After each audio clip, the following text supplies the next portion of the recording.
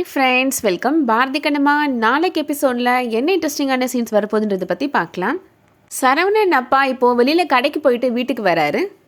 மார்க்கெட்டுக்கு மளிகை ஜாமான் வாங்க போயிருந்தேன், உங்கள் வீட்டுக்கு எந்த ஜாமானும் தரமாட்டேன்னு சொல்லிட்டான் கடைக்காரன் அப்படின்னு சொல்கிறாரு. பால்காரர் பால் ஊற்றாமல் போகிறாரு. மயில் போய் பால்காரரை தடுத்து நிப்பாட்டுறாரு. உங்கள் வீட்டுக்கெலாம் பால் ஊற்ற முடியாது அப்படின்னு சொல்லிடுறாரு. அடுத்ததாக செந்தில் வெளியிலேருந்து வீட்டுக்குள்ளே வராரு. காலையிலேருந்து கடையை திறந்து உட்காந்துட்டு இருந்தேன், நம்ம கடைக்கு ஊர்லேருந்து ஒரு பையன் கூட வரலடா அப்படின்னு செந்தில் சொல்கிறாரு. இது எல்லாத்துக்கும் காரணம் அந்த சாமியார் தான் அப்படின்னு சரவணன் கோபப்படுறாரு. அந்த சாமியார் காரணம் கிடையாது, இங்கே நடக்கிற எல்லா பிரச்சனைக்கும் யார் காரணம் தெரியுமா, இங்கே நிற்கிற சந்தியா தான் அப்படின்னு சிவகாமி சொல்கிறாங்க. அந்த சாமியாரை பகைச்சிட்டு நம்ம வாழ முடியாது, நான் சொல்கிறது கேளுங்க அப்படின்னு சிவகாமி சொல்கிறாங்க. ஒழுங்காக கேஸை வாபஸ் வாங்கிருங்க அப்படின்னு சிவகாமி சொல்கிறாங்க. இல்லைம்மா, எங்களாலலாம் கேஸை வாபஸ் வாங்க முடியாதுமா அப்படின்னு சரவணன் சொல்லிடுறாரு.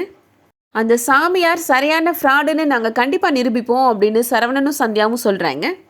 அதுக்கு ஃபஸ்ட்டு காணாமல் போன அம்மனோட நகைகள் எங்கே இருக்குது அப்படின்றத நம்ம கண்டுபிடிச்சி தீரணும் அப்படின்னு சொல்கிறாங்க. கடைசியாக அம்மனோட நகைகள்லாம் அந்த வரட்டிக்குள்ளே தான் இருக்குது அப்படின்றத கண்ணம்மாவும் சந்தியாவும் கண்டுபிடிச்சிடுறாங்க.